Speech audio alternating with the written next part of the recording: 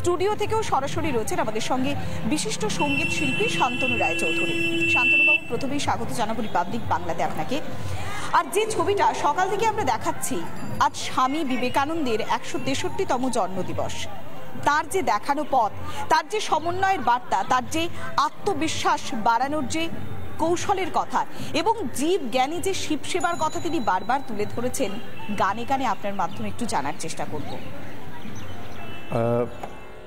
Republic বাংলার মাধ্যমে সারা পৃথিবীতে যারা এই রামকৃষ্ণ আন্দোলনের সঙ্গে প্রত্যক্ষ পরোক্ষভাবে যুক্ত, তাদেরকে সশ্রদ্ধ প্রণাম জানাই।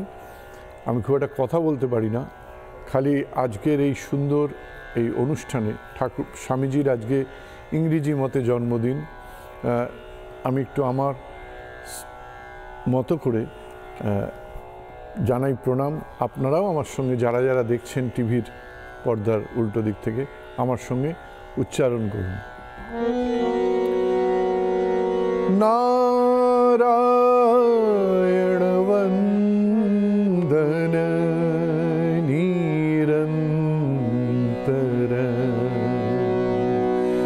নারায়ণ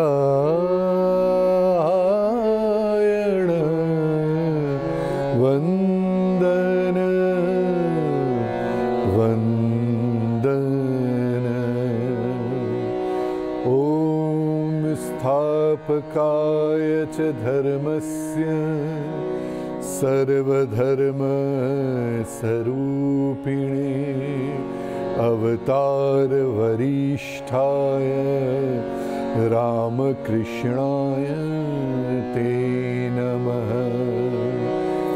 जननीं शारदां देवीं रामकृष्णं जगद्गुरुं पादपद्मे तयोः श्रुत्वा प्रणमामि मुहुर्मुहुः। ॐ नमः श्री अतिराजाय विवेकानंद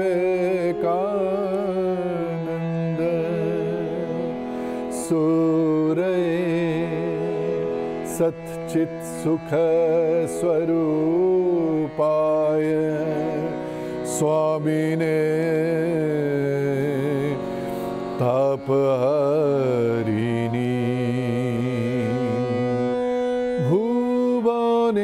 भुवनेश्वरो हे भुवनेश्वरो हे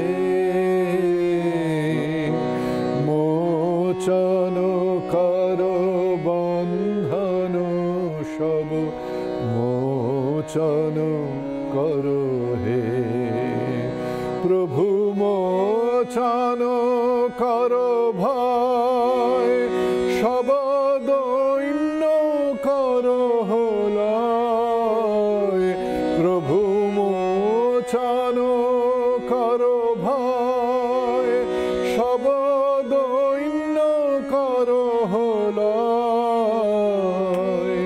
नित्य चकित चंचल चित करणी संशय तिमिर रात्रि अन्धयात्री सम्मुखे तव दीप्त दीप तुलिया धरो हे भुवनेश्वर हे।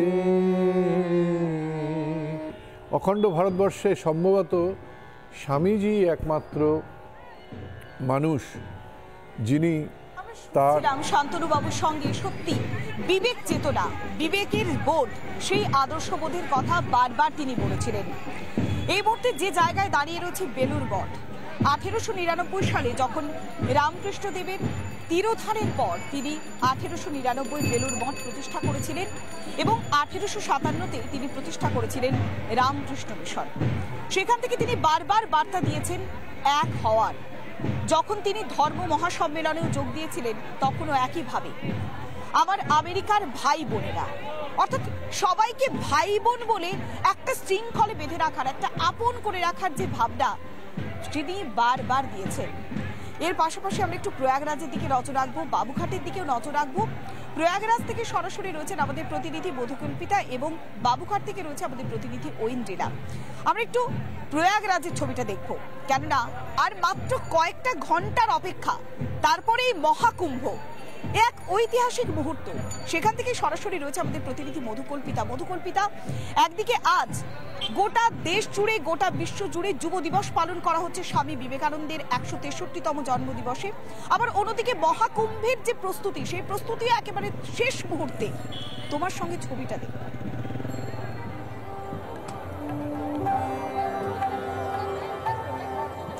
দেখো পৌলমী, এই মুহূর্তে আমি একেবারে কুম্ভ মেলা প্রাঙ্গণে রয়েছি, যেখানে দেখা যাচ্ছে দূর দূরান্ত থেকে যারা ভক্তরা তারা ইতিমধ্যে এসে উপস্থিত হয়েছেন। ঘাটে তারা স্নান করছেন, পুণ্য স্নান করছেন। তারা এখানে আসার পর এই যে সময়টাকে, সেই সময়টাকে তারা উপভোগ করছেন। যতই ঘড়ির কাঁটা একটু একটু করে এগোচ্ছে, ততই কিন্তু এই কুম্ভ মেলা প্রাঙ্গণে ভিড়টা আরও অনেকটা বেশি বাড়ছে। আর বাড়বে নাই বা কেন, কারণ এখানে তো মাহেন্দ্রক্ষণের, অর্থাৎ সেই মুহূর্তটা আর মাত্র কয়েকটা ঘন্টার অপেক্ষা। সেই কয়েক ঘন্টা পরেই সে মাহেন্দ্রক্ষণ।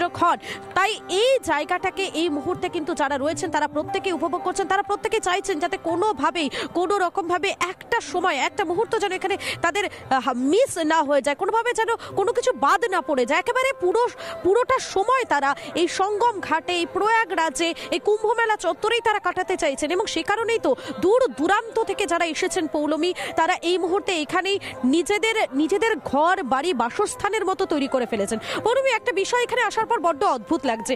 বিগত প্রায় 3 দিন ধরে আমি এবং সন্তু আমরা দুজনেই প্রয়াগরাজে রয়েছি। একটা বিষয়, এখানে যারা আসছেন তারা কিন্তু এক একজন এক একটা রাজ্য থেকে এসেছেন। কেউ আমাদের রাজ্য পশ্চিমবঙ্গ থেকে, কেউ বাংলা, কেউ বিহার থেকে, কেউ উড়িষ্যা থেকে, কেউ অন্ধ্রপ্রদেশ থেকে। প্রত্যেকে কিন্তু ভাষাগত দিক থেকে একেবারে অন্যরকম, প্রত্যেকের থাকার যে ধরন সেটা একেবারেই আলাদা, কিন্তু সে সমস্ত কিছু যেন কোথাও গিয়ে মিলেমিশে গিয়েছে এই প্রয়াগরাজের কুম্ভ মেলাতে এসে। অর্থাৎ প্রত্যেককে একটা সুতোয় গেঁথে ফেলেছে এই প্রয়াগরাজের কুম্ভ মেলা চত্বর। প্রত্যেকে সবকিছু ভুলে গিয়ে নিজেদের একটা নিজেদের যে মনটাকে, সে মনটাকে এখানে কার্যত তারা সমর্পণ করছেন। প্রত্যেকের ভাষা আলাদা হলেও তারা একে অপরের সঙ্গে কথা বলছেন, তারা বোঝানোর চেষ্টা করছেন যে তাদের এখানে কতটা ভালো লাগছে।